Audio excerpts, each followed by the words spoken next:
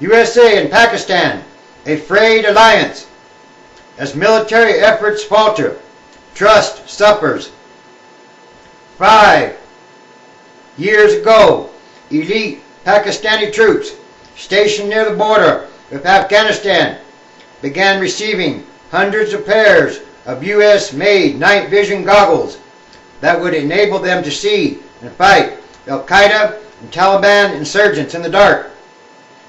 These sophisticated goggles, supplied by the U.S. administration at a cost of up to $9,000 a pair, came with a message: step up the attacks.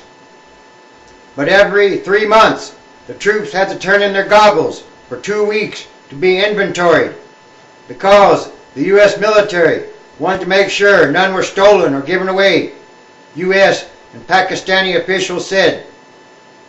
Militants perceived a pattern and scurried into the open without fear during the 2-week counts.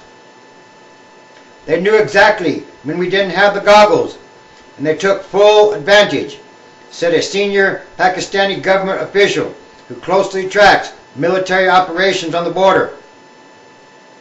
The goggles are but a fragment of the massive military aid Washington sends to Pakistan, but the frustrations expressed by Pakistani officials are emblematic of a widening gulf between two military forces that express a common interest in defeating terrorism.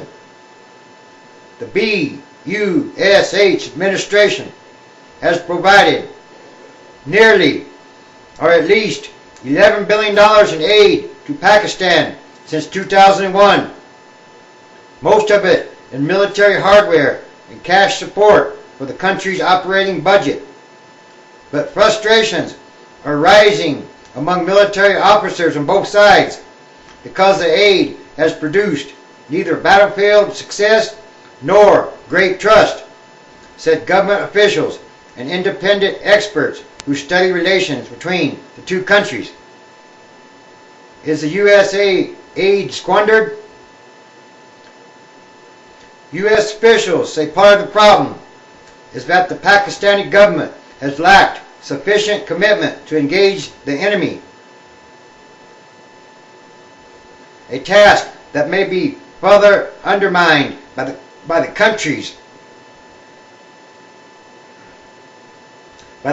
growing political instability, as its leadership is challenged by an invigorated opposition.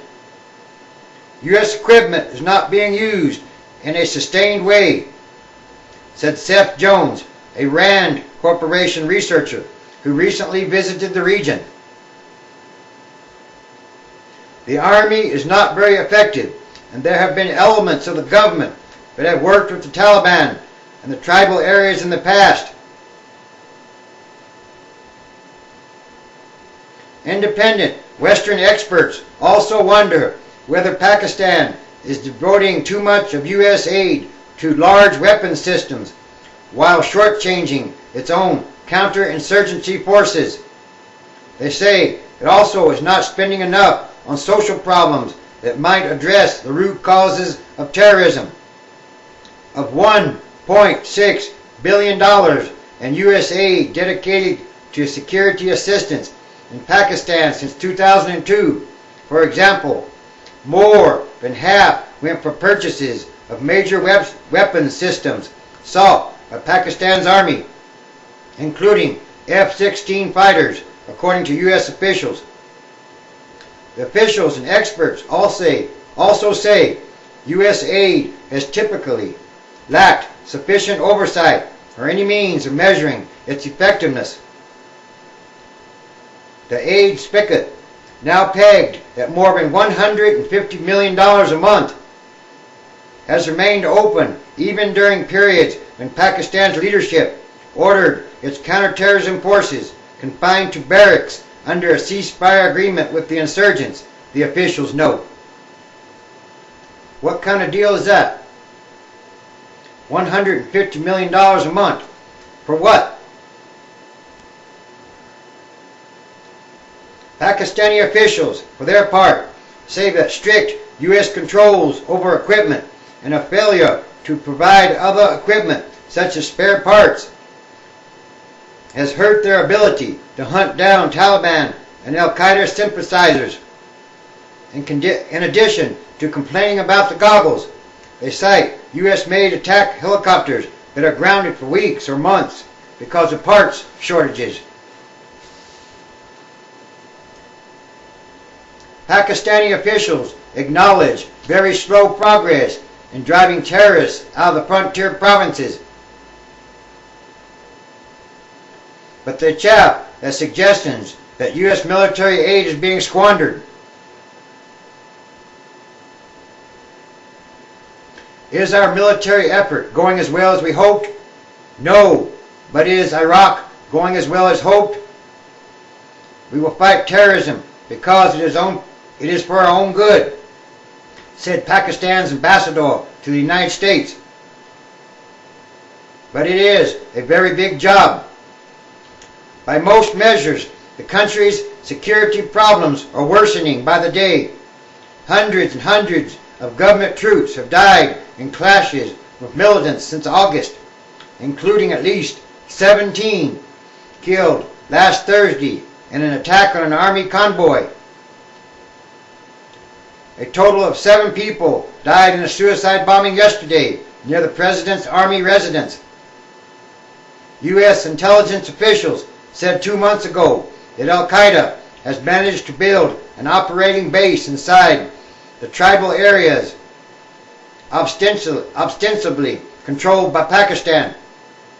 The billions and billions of American taxpayer dollars to Pakistan since September 11th have clearly failed to prevent our number one enemy from setting up shop in that country, said Senator Robert Menendez, Democrat, New Jersey, a member of the Senate Foreign Relations Committee and a frequent critic of U.S.A. administration policies in Pakistan. It's hard to argue that this aid has been an overall success when that's the bottom line result. We don't trust you. Advanced night vision equipment of the type provided to Pakistan, which amplifies tiny amounts of infrared light to spot people, equipment, and other heat sources, has been used by American GIs for more than a decade. But when the President of Pakistan requested them in 2002 and 2003 for use against insurgents fleeing across the border from Afghanistan, U.S. officials initially voiced serious reservations. Eventually, after the accounting procedures were put in place, Washington provided more than 1,600 night vision goggles to Pakistani forces. Pakistan was allowed to purchase about 300 from a U.S. contractor, and the rest, some 1,300 pairs of goggles valued at $6.4 million, were provided without charge by the Defense and State Departments. To Pakistani soldiers, giving up the goggles meant for up to 8 weeks each year they had to fight blind against an enemy who quickly caught on to the troops' vulnerability and exploited it. The policy also was considered insulting. It says, "We don't trust you," said the Pakistani ambassador. "We need more night vision equipment, but every 3 months you withdraw what we have." This is what happens when politicians dictate policy. But U.S.-Pakistan frictions also extend to other parts of the U.S. aid program. No other country receives more assistance from Washington for military training, and since 2001, Pakistan has received more than $6 billion. Aid fails to win hearts and minds. The aid has not bought much goodwill. A poll in August conducted for the Washington-based non-profit group Terror Free Tomorrow found that 19% of Pakistanis held a favorable view of the United States, down from 26% the previous year. This is not good.